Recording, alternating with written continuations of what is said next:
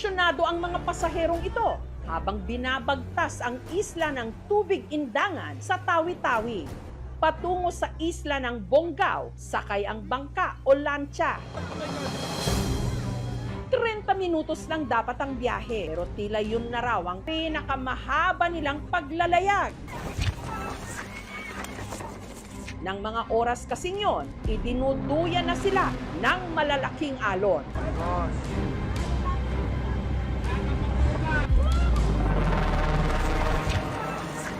Traumatic talaga. Naisip ko 50-50 na talaga kaming mabuhay pa.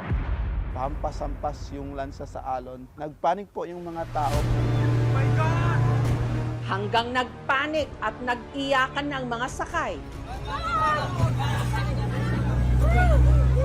Nung ang kanilang lancha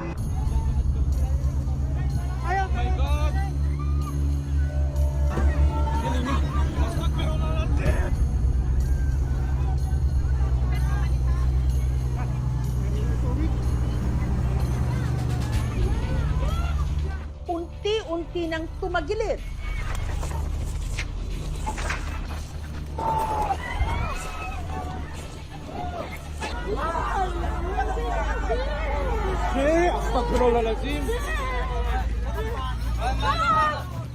Pinasukan na kasi ng tubig, kaya ang ilang mga pasahero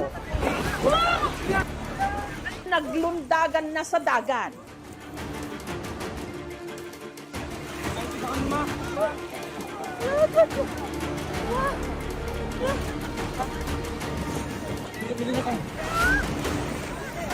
Hindi pa kaya huli ang lahat bago dumating ang saklolo.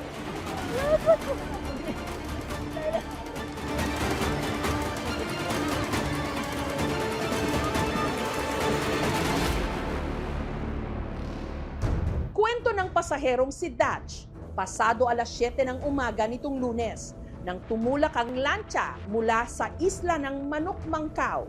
Pagsakay ko po ng lansya, medyo okay naman po yung weather sa amin. Kasama rin ni Dutch ang kanyang ama na si Muhammad Jamjam. Kakaunti lang daw nung unang pasahero hanggang ang kanilang sasakyang pandagat tumigil sa port ng Tubig Indangan para sa inspeksyon ng Coast Guard. Nadagdagan kami ng pasahero na sa 20 to 30. Nakita po kami ng Coast Guard kung gaano kami karami sa lansya. Chinek naman po ng Coast Guard, tapos pinapayagan po kami na bumibiyahe sa Bonggao. Habang binabaybay ang ruta patungong Bonggao, biglang nag-iba ang timpla ng panahon. Nagsimula na silang ragasain ng mga alon.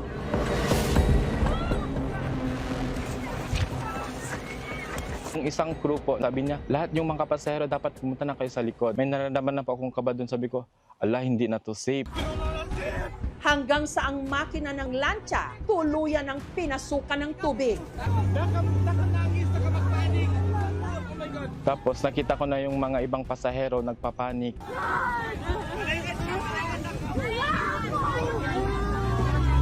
Yung isang crew, sabi niya, yung life vest nasa baba daw. Gusto ko kunin yung safety ring sa likod, pero may mga tao na nagunahan. Sobra po, ma'am, nakakatakot. Isip mo na lang yung buhay mo tsaka buhay ng tatay mo.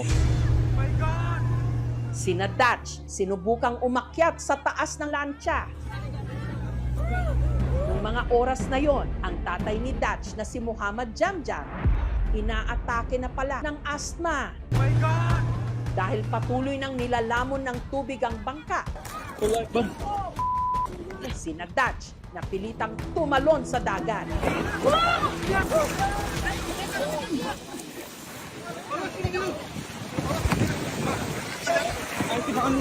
Hindi na ako makalangoy. Yung sa tapi ko yung anak ko, si Datu. Sabi nila, tulong! Sa awa ng Diyos, may nakapitan ng kanyang ama na sako ng parcel. Sabi niya, ma'am, sarili mo na lang iligtas mo, okay lang. Sabi ko, tayo hindi pwedeng ganyan. Dapat sabi ko, kasama pa rin tayo.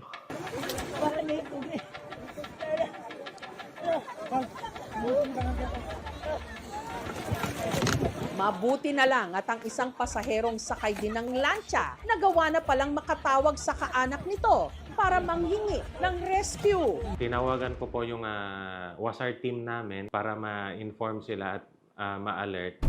Ng mga sandaling yon, sina Dutch at ang iba pang mga pasahero, halos 2 oras ng palutang-lutang. Sa lakas ng alon, ang ilang bahagi ng lancha nagkagutay-gutay na. Buti na lang ma'am na nasa harapan na kami ng lansya, nakalutang-lutang. Tapos yung itong paa ko, gilak ko sa harapan ng yung sa may lansya, may kahoy, gilak ko. Tapos yung kamay ko nakahawak sa may parser kasi andun yung tatay ko. Hindi ko siya ma'am binibitawan hanggang sa may na-rescue na po kami. Ilang sandali pa, dumating na ang rumesponding speedboat.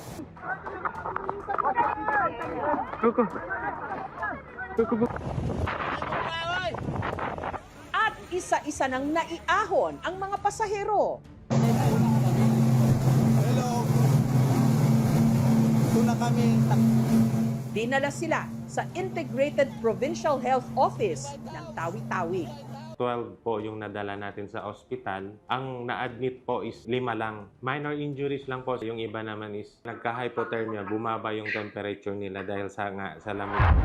Isa sa mga na-admit sa ospital, ang 35 anyos na si Alcaber. Parang na-shock po ako doon that time. Unti-unti nang naubos yung lakas, masakit na yung paa, yung kamay. Saka parang marami rin na inom na tubig dagat. Mawala na talaga ng pag-asa. Kung baka ito na hindi ko na makita yung pamilya ko. Ayon sa inisyal na investigasyon ng Provincial Disaster Risk Reduction Management Office, bukod sa lakas ng alon, overloaded din ang bangka. 53 lang ang seating capacity nito. Pero ang mga sakay, kasama na ang mga tripulante, umabot ng 94 o halos 100 na. That time lang sir, dahil sa storm na Ada. Yun po yung naging isang mga dahilan kung bakit lumaki yung alon at yung current din ng dagat sir, malakas. May kalumaan na rin daw ang lancha, kaya hindi nito kinaya ang malakas na alon. Kahit sinabihan na sila ng Coast Guard, dumiretso pa rin sila. Ayon sa Philippine Coast Guard, kasalukuyan silang nagsasagawa ng investigasyon ukol sa mga aligasyon ng kakulangan ng life jacket at sa pagpapahintulot nito na lumayag ang nasabing lancha. Iginiit din nilang kung sakaling mapatunayan na nagkaroon ng kapabayaan ang kanilang mga kawani, magpapataw sila ng kaukulang parusa. Sinubukan ng aming team na kunan ng pahayag ang may-ari ng bangka, ngunit hindi sila sumagot. Kung ano yung capacity ng lancha nyo is dapat hanggang doon lang po tayo. Sa ilalim ng Article 365 ng ating revised penal code, maaaring makasuhan ang mga ito ng reckless imprudence resulting to physical injuries and damage to property. Maraming mga circulars na kung saan ay binibigay ang tamang standard at kung hindi ito masusunod, maaaring magresulta ng suspensyon ng kanilang lisensya sa pag-ooperate at maaari din silang papagbayarin ng hindi lumalagpas ng 50,000 pesos. Wala naman ako balak ma'am na magsapan ng kaso kasi ma'am, ligtas naman po kami ma'am mag-ama. Wala naman po siguro tayong ma-blame. Aksidente yung nangyari. Immediately, dapat tayong maging kalmado. Hanggat maaari po, wag po sana tayong lalayo kung nasaan ang bangka. Dahil itong bangka na to is already a safe place kung saan tayo po ay po pwedeng makahawak. Ang pinakamaganda dito ay magreserba tayo ng hangin. Nagpapasalamat po ako kay Allah dahil giligtas niya kami. Ang trahedya sa karagatan, hindi maituturing na aksidente kapag may malinaw na paglabag sa patakaran.